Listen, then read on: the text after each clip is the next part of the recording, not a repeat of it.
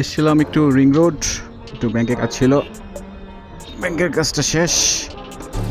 এখন যাব হচ্ছে একটু ফুয়েল নিতে। সময় এখন 12:43।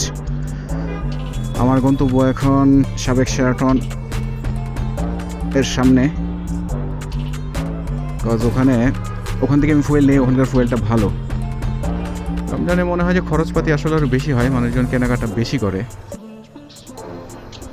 বাইকটা একটু ওয়াশ করা দরকার ছিল, আজকে আসলে আর সময় করতে পারবো না। ডান দিয়েই বেরোয় যাই, একটু ফাঁকা রাস্তা ব্যবহার করি, সেটাই ভালো হবে। মেন রাস্তার কি অবস্থা কে জানে, গরমের মধ্যে আসলে তো ট্রাফিকের মধ্যে বসে থাকাটা বিরক্ত লাগে।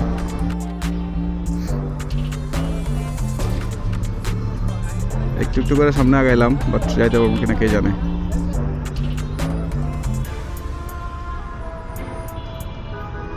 ওই ভদ্রলোক দেখি এদিক দিয়ে পার হয়ে গেছে। সাবাস বাঙালি, বাঙালির আসলে দমায় রাখা টাফ।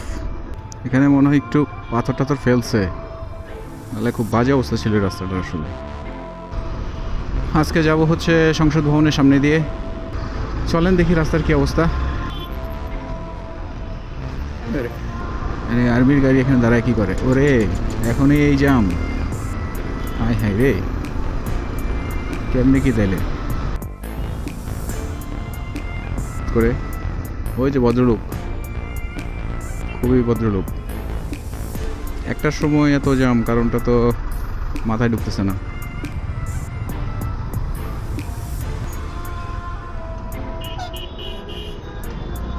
কে রে ভাই, বুঝতে পারলাম না এখানে এত জ্যাম কিসের জন্য?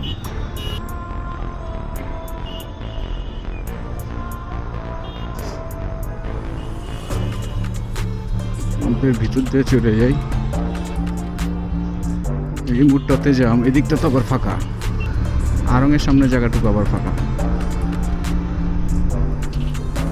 জ্যামেরও মতি গতি ঠিক নাই, কখন কোথায় থাকবে একমাত্র সেই জানে। দেখি এদিকের কি অবস্থা। এই রোড তো চড়া, এখানে তো এই রোড তো আর জ্যাম থাকবে না। সংসদ ভবন,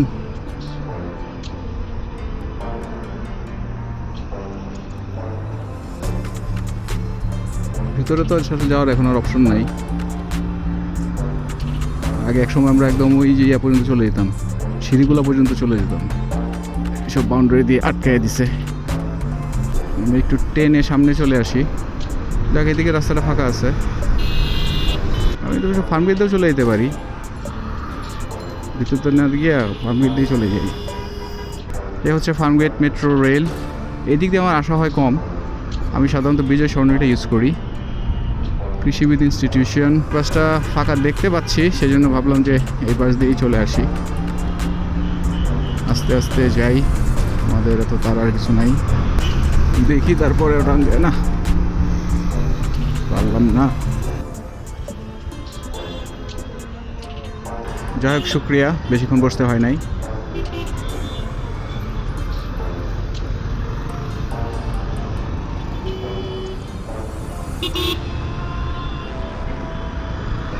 এই হচ্ছে ফার্মগেট, ঢাকার অন্যতম ব্যস্ত একটা এলাকা। ওই আনন্দ হলটা এখনও আছে, এটাও কোন দিন সুপার মার্কেট বানায় ফেলবো। ম্যাক্সিমাম হলই তো এখন ভেঙে সুপার মার্কেট করে ফেলছে। চলে আসছি কারণ বাজার, এখানে ট্রাফিক আছে, তারপরেও আলহামদুলিল্লাহ অনেকখানি সামনে চলে আসছি এক টানে। যদিও এই সময়টাতে ট্রাফিক পাওয়াটা আসলে আনইউজুয়াল, কারণ অফিস টাইমও নাই, স্কুল টাইমও নাই, তারপরেও এই সময় ট্রাফিক পাওয়াটা আসলে একটু আনইউজুয়াল বিষয়।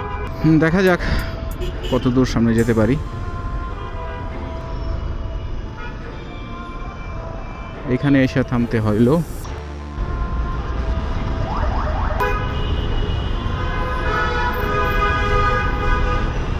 ওই বাসের পিছটা থেকে বেরোতে হবে, ওটা যাইতেছে টুকুর টুকুর করে। বাংলা মোটরও ট্রাফিক আছে,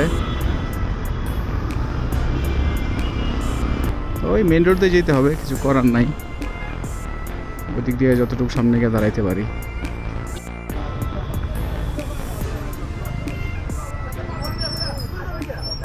কি হয়েছে জগাড়ি? এখন আছি বাংলা মোটর ট্রাফিকের মধ্যে, টুকটুক করে আগাইতেছি। এই হচ্ছে বাংলা মোটরের মোড়। আমি অলমোস্ট কাছাকাছি চলে আসছি। মোড়টা পার হইলে হয়তো বা ফাঁকা পাবো। এই মোড়টা নর্মালি অনেক সময় লাগে পার হইতে, আজকে জানি না কী অবস্থায় আছে, কারণ একদম সামনে থাকলে বুঝতে পারতাম, যেহেতু একটু পিছনে আছি ট্রাফিকের, তো বলতে পারতেছি না। ছাড়লো সিগন্যালটা, আগাইতে থাকি।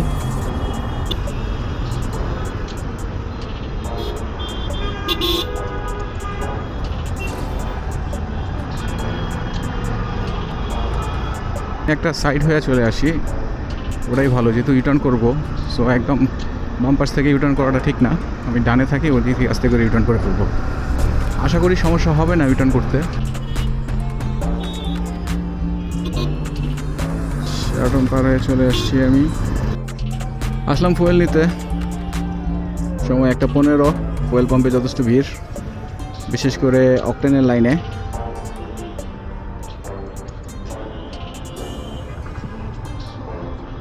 হচ্ছে ফুয়েল পাম্পের ভিতরের অবস্থা। আজকে গাড়ির পরিমাণ কম, যথেষ্ট পরিমাণই কম। বাইকের পরিমাণ মোটামুটি, বৃহস্পতিবার হিসেবে রাস্তাঘাটও একটু ফাঁকা ফাঁকাই দেখতে পাচ্ছি। আমি ফুয়েল মিটারটা একটু 0-0 করে নিই।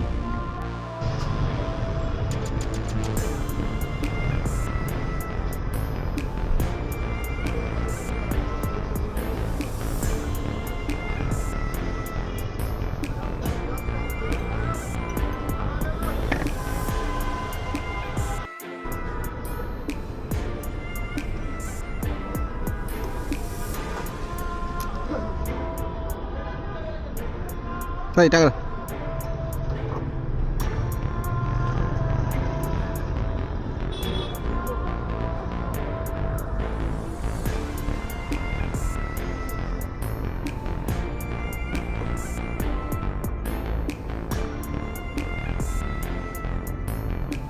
এইটা ট্যাঙ্কি লাগানি একটা বিরক্তকর কাজ।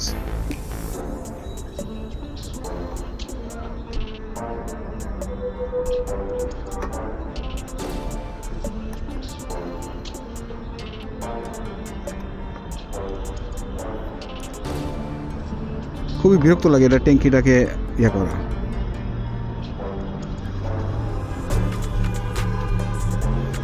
ফুয়েল নেওয়া শেষ হইলো, এখন বের হই। এই রাস্তাটার এই অবস্থা কেন, এত ওভার কাটাকুটা।